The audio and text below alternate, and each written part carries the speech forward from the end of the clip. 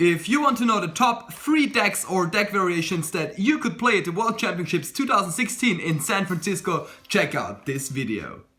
What's up friends, my name is Luca, I'm from PTCGA and welcome to our YouTube channel. If you're interested in Pokemon Go videos, Pokemon TCG videos, Pokemon Tournament Tekken videos or any other stuff related to Pokemon, you should definitely like and subscribe our YouTube channel. Okay guys, so let's jump right into it. Number 3 of our decks for World Championships, number 3, is Toad variations. With Toad variations, I mean 3 specific decks, 2 which are quite popular, 1 which wasn't seen that often lately, but which is quite good as well. These 3 variations are Toad Giratina, Turbo Toad, which is known as Speed Toad or maybe Straight Toad with Water Engine, and last but not least, Toad Bats, which was a quite amazing deck to play last year at the World Championships, and it even made it into 2nd place. So, Toad Giratina is an absolute lockdown deck. With Toad's attack Quaking Punch, it doesn't let your opponent play any item cards, and with Giratina's attack Chaos Wheel, your opponent won't be able to play any special energies, stadium cards or tool cards. Turbo Toad on the other side isn't that much of a lockdown deck. It plays 12 water energies, it doesn't play any special energies, it profits very much from max elixir, and it just wants to speed out the opponent. It attacks heavily with lots of damage with Articuno, with support Pokemon, with Toad, with Grenade Hammer. And Toad Bats, well, this deck is quite cool. It's kind of a lockdown deck, but it profits from the extra damage that Crobat and Golbat gives you. So, which cards make these decks good? Well, I'll talk about some Steam Siege cards, and I'll talk about some older cards which are quite good for World Championships as well. So, in my opinion, if we talk about Toad Giratina, Special Charge is a really good card which lets you shuffle back 2 special energy cards from a discard pile into your deck. So if your opponent wants to annoy you or run you out of special energies, you can just play Special Charge and shuffle back your energy cards. One very good addition as well, which may fly under the radar because I don't think that many people realize that this card is quite good, is the Shaymin promo from Generations Elite Trainer Box. The Generations Elite Trainer Box is a US only product which you can just, I think, buy in the official Pokemon Center from America or something like that. And it gives you an additional promo card, which is this Shaymin EX. This Shaymin says, every turn you can heal 20 damage from your benched basic Pokemon. So if you played it in Turbo Toad or in Toad Giratina, where you just play basic Pokemon, you have a very good matchup against Trevenant for sure, even if additionally if you play Rough Seas in Turbo Toad, for example. And one last card I want to talk about, it's not from Steam Siege, it's from the set before, but it's amazing as well, is Barbaracle. Oh my god, this card is so good, especially if you play some stadium cards in your deck. So, Barbaracle grants you a kinda better matchup against decks like Nightmarch or any other decks that rely on their special energy cards heavily.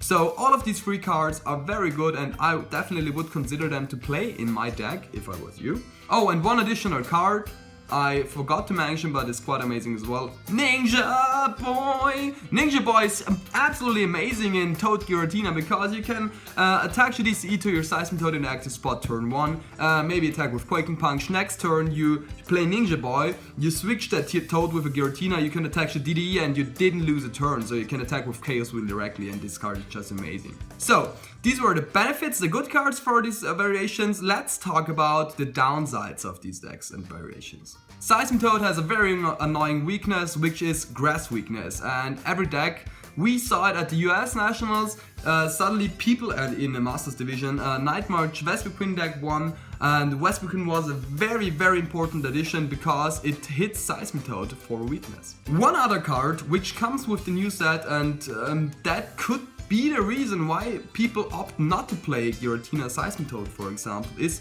Pokemon Ranger. Pokemon Ranger pretty much destroys every lockdown deck and cards like Jolteon EX, because you just need a one-off of that in your deck, you play it, and all effects from attacks are gone. So if you attack with Quaking Punch or with Chaos Wheel and your opponent in his turn plays one Pokemon Ranger, he's able to play items cards, he's able to attack special energy cards, and this is just super annoying, and that's the reason why Toad variations are at the 3rd position.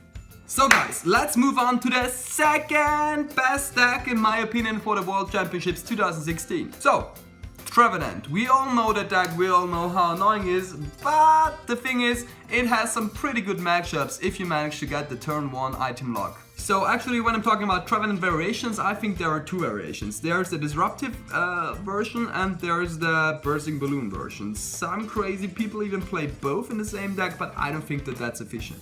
Well, the bursting balloon version grants you more damage output because if your opponent attacks your active Pokemon with the bursting balloon attacks you, it gets 60 additional damage, which just sums up very fine with the overall attack of Trevenant Break. So, which card is good for this deck? And I had a look through the scans and I thought, oh my god, that's a pretty cool combination. Captivating Pokepuff, which lets you have a look at your opponent's hand, and if there is a basic Pokemon in his hand, you can decide for him to play it down on the bench. So the cool thing about Captivating Pokepuff is that if you play it turn 1, you can have a look at your opponent's hand, which is quite underrated because you know, okay, maybe he has a dead hand, or oh my god, he's having the best turn ever next turn. If you find a basic Pokemon there, you can you can decide for him to put it down on his bench and it sits there without any effect. So if he has a Shaman X in his hand, he will put it down on his bench. So, one EX Pokemon down on his bench and he didn't even get to use the setup ability, pretty amazing in my opinion. And 2 more prize cards for you.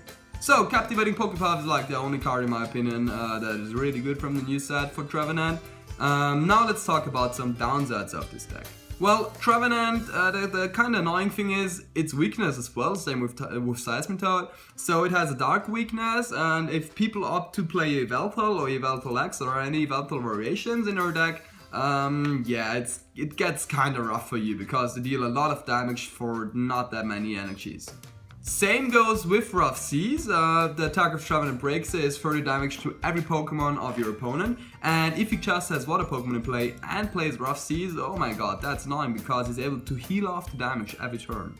And as already mentioned, Shaman Promo. People don't underestimate this card because it's a very good Trevenant contest. So if people suddenly opt to play maybe 2 Shaman X promos, they're able to heal 40 damage every turn from the basic Pokemon on his bench, and sick.